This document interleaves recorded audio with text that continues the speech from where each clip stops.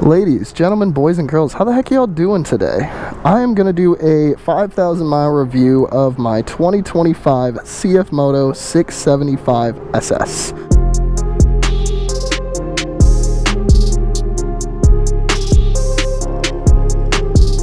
I have had this bike for a good couple months. I think I bought it back in, like mid-March. I bought it with 1,000 miles on it, got a sweet deal.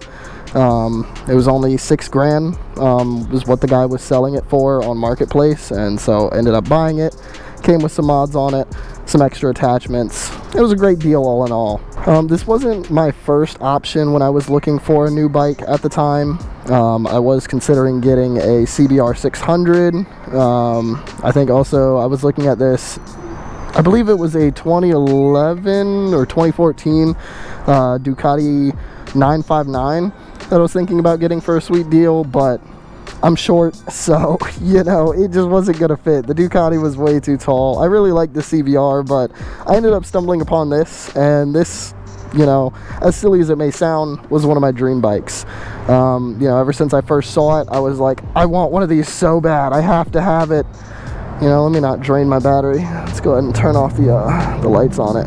But yeah, I was like, I have to have this thing. I want it so bad. And ended up finding the one singular 675 that was getting sold on Marketplace within, you know, a 4 or 5 hour drive from me.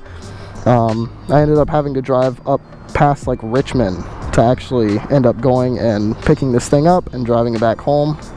And I've owned it ever since. Had about 1,000 miles on the dash whenever I got it. I have about 5,623 miles, if I'm not mistaken, on my dash currently. So I've put about 4,000-ish miles myself onto this bike. I just didn't have it during the break-in period. But figured I'd make a 5,000 mile review. I also want to do one of these at 10,000 miles, so that way, you know, if anybody's interested in buying this bike, you can kind of get a general consensus on, you know, some common problems, if there's major faults, if there's issues, whatever it may be. But yeah, since I've owned this bike up to now, I haven't had any like mechanical issues or anything like that. I mean, I keep up with the maintenance. I do oil changes regularly. You know, keep up with my chain maintenance and everything like that. Brakes are still good. Haven't had to change those. Honestly, this bike's been nothing short of amazing. It's actually been a really enjoyable experience owning one of these. And even looking at it still now, months later, it's kind of crazy to think that I bought this, you know? Because, I mean, before I was riding my 300, and I don't know, I just never thought that I would own one of these. It just, I don't know, I kind of sold myself short a lot on, you know, what I could potentially do one day, and here I am, living out what I wanted to do. Obviously, I have much higher tier, you know, bikes that I want to have, that are my dream bikes, but this was definitely one of my more attainable dream bikes that I've always wanted. But yeah, all in all, I mean, there's really not any mechanical issues with this thing. I would say one issue that I've noticed is these things burn oil a lot. They burn oil so quickly. I have to check my oil every like 3 to 4 days. I do know that with this specific manufactured date, you know, bike, for the 2025, I believe it's March 2025 and prior years, they do have an issue with burning oil because the oil jets or oil sprayers, whatever. I'm no mechanic. Don't crucify me in the comments, but yeah, it burns oil quite often. I do have to check my oil pretty frequently and stay on top of that, otherwise I'm going to be running this thing on next to no oil, and obviously that's not a very good idea. You don't want to do that. But yeah, aside from that, I mean, there's really nothing mechanical that's wrong with this thing, or that, you know, I've had issues with. She's a great bike. She holds up solidly. She's quick. She's obviously, you know, not as quick as a lot of bikes out there, but for the price point and everything, you're getting a whopping 95 horsepower stock. I believe it's like 51 foot-pounds of torque. I mean, these things, they feel great riding them. I will say the low end to mid end is where you're going to get that kind of a, you know, power band. You're going to actually kind of feel the pull. The top end around, you know, past like 9,000 RPMs, it obviously kind of dims down. I think these things rev up to 11,000 RPMs before the actual red line on them. So I mean, I guess it, you know, kind of makes sense. The top end isn't really where these things shine, but that mid-range, oh man, these things pull, dude. And you know, obviously for legal reasons and whatnot, on track, I have got this bike up to about 155. I am a, for the most part, decently light and small rider. You know, I'm 5'6", weigh 160 pounds, and this thing, it gets up there. I do have some other friends that are heavier, that do own this bike, and obviously they can't get the same numbers top end wise out of this. But obviously the more rider weight that you have, you're not going to be able to get that same top end out of this thing. But yeah, I do have a full exhaust system on it. I want to get the tune for it. I do have frame sliders on it. I have domino grips. I have a tail tidy. I have the OEM CFMOTO race windscreen on this thing. I also do have the whatchamacallit, I do have a aftermarket winglet on it, which is this thing. I just like the look of it. Obviously on a bike like this, it really doesn't do all that much, you know. It's not actually going to give me much for performance, but I like it. I like the way it looks. It's more of a fashion over function kind of thing.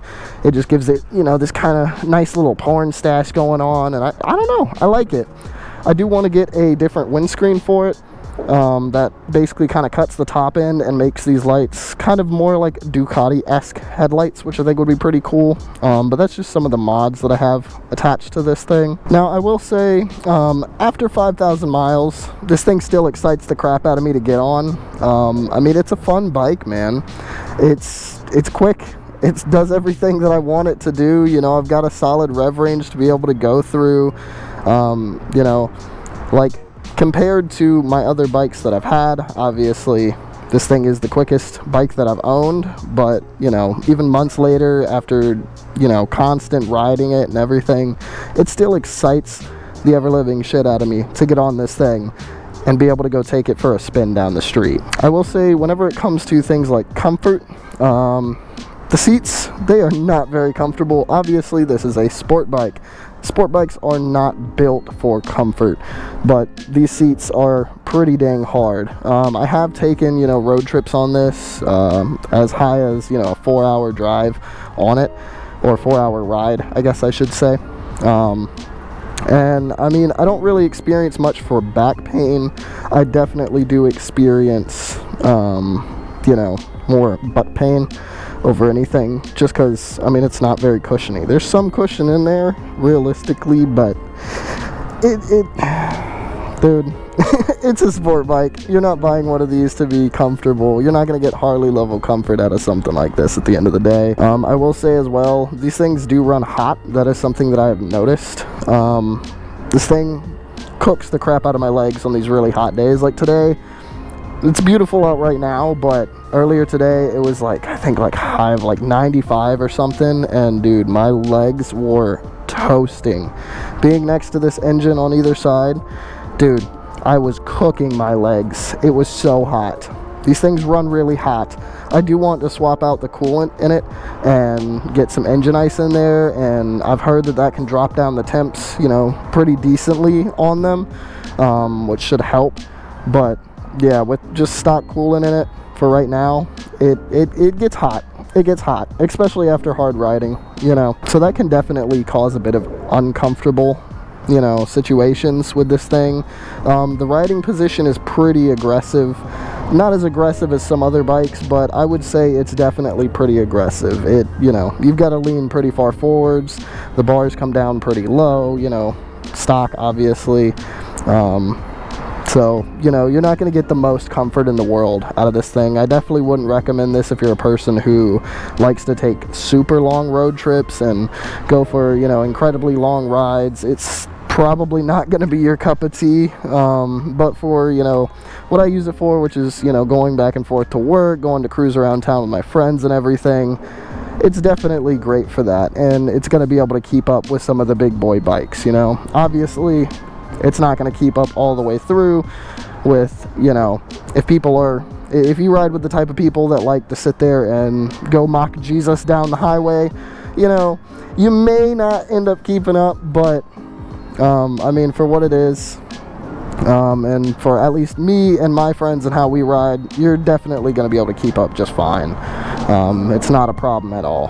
Now, I will get into things like gas mileage and stuff. My gas mileage, it's honestly not too bad. I ride pretty hard, so usually a tank of gas doesn't last me too terribly long. It does give you on the like dash, you know, how many miles you have, like an estimated mileage based off of how you've been riding, for how long that full tank of gas is going to last you. Whenever I'm riding very conservatively, I would get maybe a max of like 200 miles per tank. If I'm riding pretty hard, it's about maybe 100, 120 miles. So it definitely, the gas costs can get up there. These things, they chug some gas, I'll tell you that much. They're not the most cost-effective thing, but obviously, if you're buying this bike, you're not buying it to be cost-effective. You're not buying it to, you know, you're just not buying it for that. One of my big complaints is just it was kind of really hard to find a place to mount my phone, because I like to put my phone on my bike so that way I can get directions, be able to access it, you know, and everything like that with it right up here. There's a couple different options. I've seen people put it here in this hole for like, you know, the top end, like the handlebar mirrors. You can put it there. I have mine with the handlebar mount attached to the actual stabilizer, and I mean the stabilizer works just fine. It doesn't have any issues actually working. You can also remove this bolt right here and be able to mount it there. I will definitely say CFMOTO didn't really give too many options when it came down to you know, comfortably mounting your phone onto the bike, but I mean, they probably obviously weren't thinking of that to begin with. Just a couple little tidbits that obviously you can find out online. These things do come with a quick shifter on them. It is only up, it is not down. You also do get traction control modes. You have off, obviously, level 1 and then level 2 for traction control. I don't really ever use the traction control personally. I just keep it off. I just don't find a use for it, but I will say, you know, if you are a person that wants to kind of take it slow and everything and get used to the bike, it'll probably be helpful running traction control 1 and 2, because realistically, if you whiskey throttle it, this thing will come up, especially in first. It'll kind of come up in second depending on how hard you wham on it. But you know, it's got the power to be able to sit there and obviously lift up the front end, so you do run the risk of power wheeling it, so I would definitely be careful of that. But it does come with those modes. I will also show you the dash.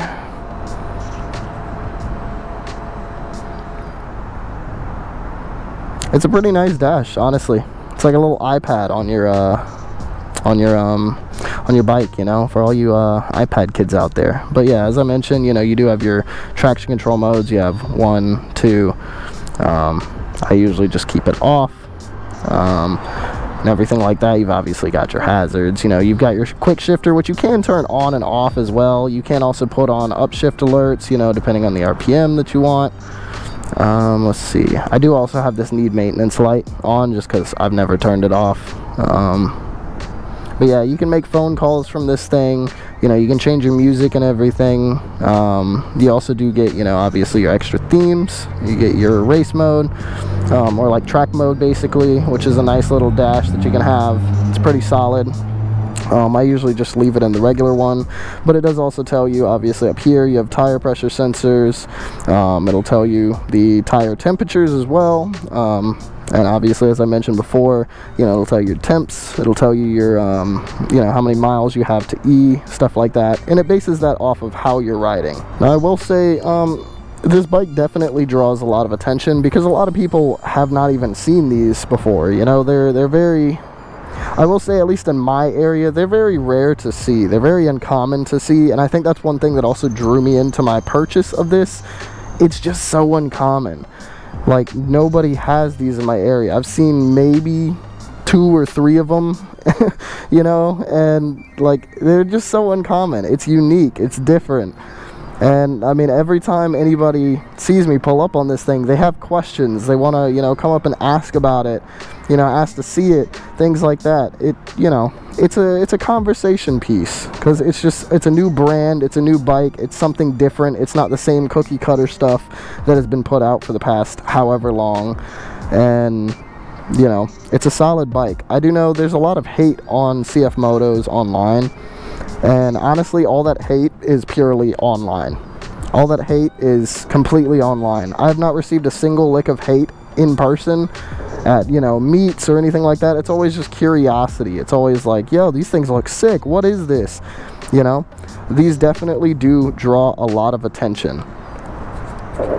If you're wanting a bike that's going to be unique, that's going to be different, that's going to stand out, you know, in a crowd of other bikes, this bike is probably gonna be that for you, because a lot of other bikes are just, everybody's got them, man.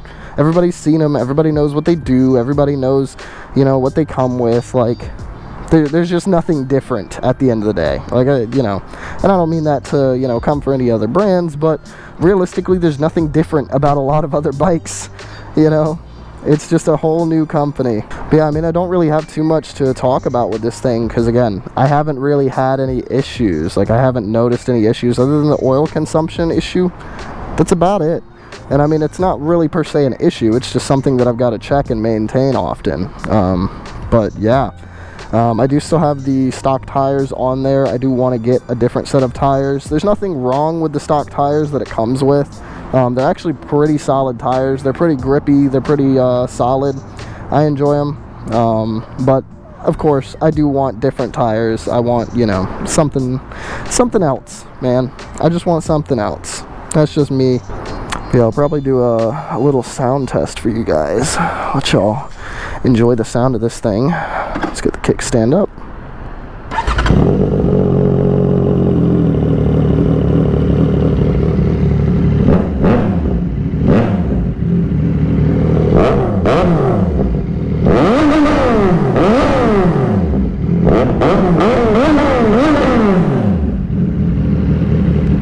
Yeah, she's healthy, man. She's a solid bike. But yeah, it's a great bike, man. Check them out if you want to get them. I hope y'all enjoyed this video. I hope y'all found it helpful, and I will catch y'all in the next one. Y'all stay breezy, subscribe if you're new, and I will see y'all later. Peace.